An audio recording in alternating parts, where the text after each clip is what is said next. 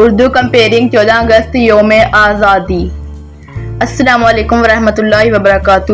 محترم سامعین، معزز اساتذہ اکرام اور پیارے ساتھیوں، ہم آپ کو آج کی خوبصورت اور پروقار تقریب یوم آزادی پاکستان میں خوش آمدید کہتے ہیں۔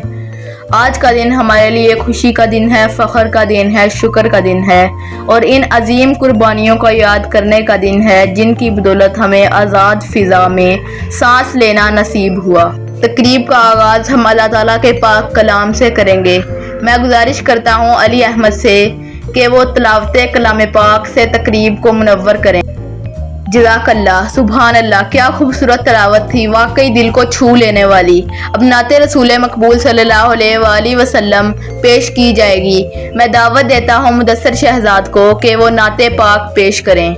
ماشاءاللہ، لبوں سے نعت ادا ہوئی تو دل عشق مصطفیٰ صلی اللہ علیہ وسلم سے بھر گیا۔ اب ہم تقریب کے سب سے اہم حصے کی طرف بڑھتے ہیں، یعنی تقریریں۔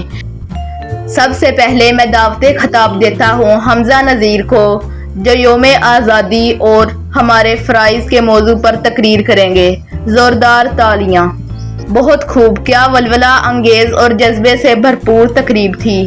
ایسے ہی نوجوان ہمارا مستقبل ہیں۔ اب باری ہے ایک خوبصورت ملی نغمے کی جو ہمارے دلوں کو وطن کی محبت سے سرشار کر دے گا۔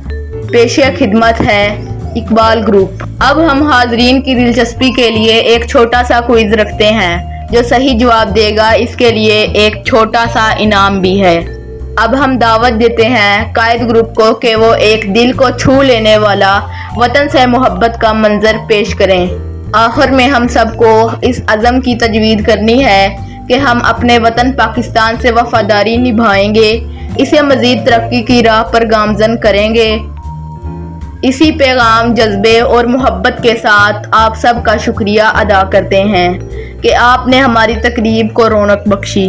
پاکستان زندہ باد، پاکستان زندہ باد۔ یوم آزادی مبارک ہو۔ شکریہ۔